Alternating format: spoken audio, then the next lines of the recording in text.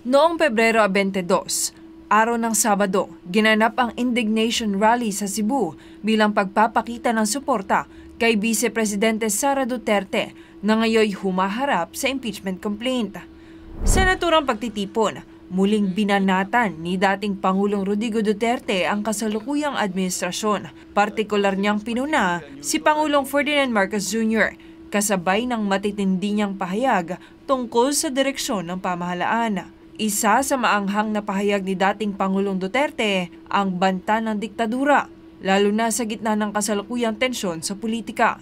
Sinang-ayunan naman ito ng Geopolitical and Economic Risk Consultant na si Professor Mario Ferdinand Ayano Pasion.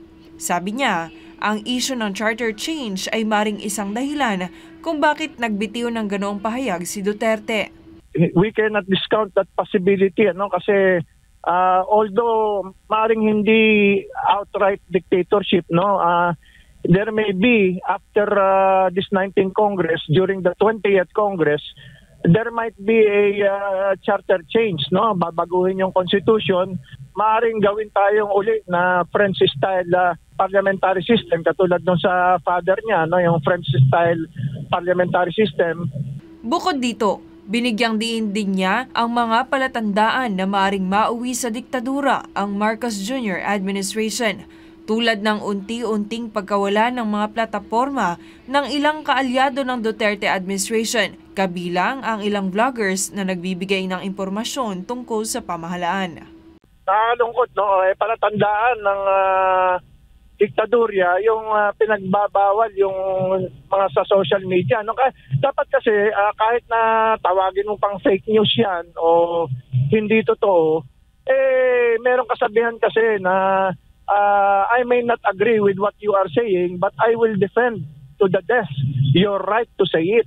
Dapat yan ang tunay na demokrasya, na pabayaan mo na may sufficient intelligence naman siguro ang Filipino people na hindi natin kinakailangan magbawal o mag-censor. Samantala, binatikos din ni Pasion ang Administrasyong Marcos Jr., lalo na ang lineup nitong alyansa para sa bagong Pilipinas. Medyo may question yung mga iba dyan, palagay ko pinagsawaan na ng mga tao, hindi na lang tayo babanggit ng pangalan kasi nung senador sila, wala naman silang ginawang batas, kumbaga sa binutas lang yung upuan, mambubutas sila, hindi sila mambabatas. Kaya malabo na silang iboto ng taong bayan, kasi kaya kahinalal dyan para gumawa ng batas, hindi para mambutas ng upuan, na hindi ka na tumatayo, nabutas na yung upuan mo, hindi ka na pa-participate sa mga debate, mahirap po yan.